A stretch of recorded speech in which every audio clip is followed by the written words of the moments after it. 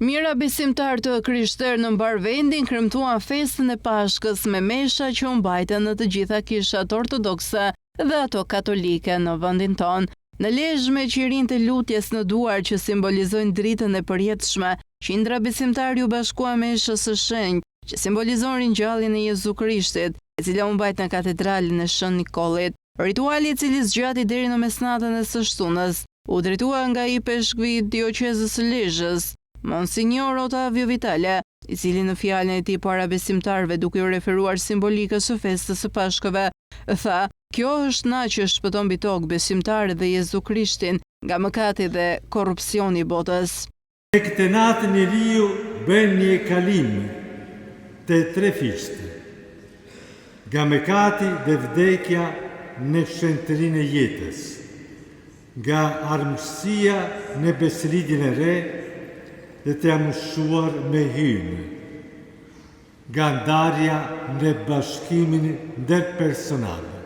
Pashkët janë kremtuar edhe në kishat katolike të Pukës dhe Fusharzit. Besimtarët katolik pritën çastin e gëzueshëm të ringjalljes me shpresën për një botë më të mirë.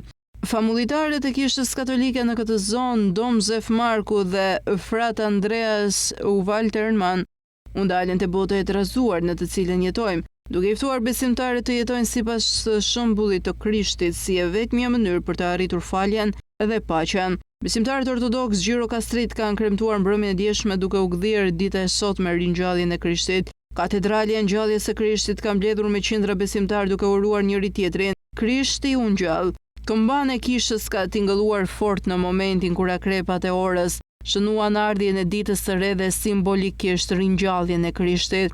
Meshë organizuar nga klerikët ortodoks vendas në ambientet e jashtme të katedrales u përcoll nga besimtarë të shumtë, të cilët nxitonin të ndeznin qirin në shenjë parësie për ringjalljen e një epoke të re. Mira besimtarë ortodoks kanë kremtuar festën e Pashkëve në katedralen Ngjallja e Krishtit në Korçë, qytet i cili ka krijuar një traditë të veçantë në festimin e kësaj dite.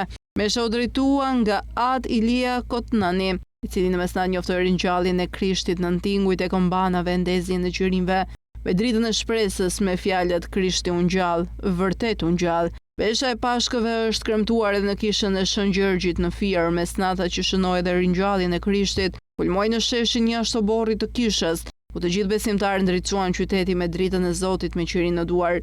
Në Vlorë, qindra besimtarë të krishterë janë drejtuar kishës së Shën Teodorit, ndërsa kanë pritur mesnatën duke marrë edhe flakën e shenjtë. Nuk ka munguar urimi gëzuar Pashkët.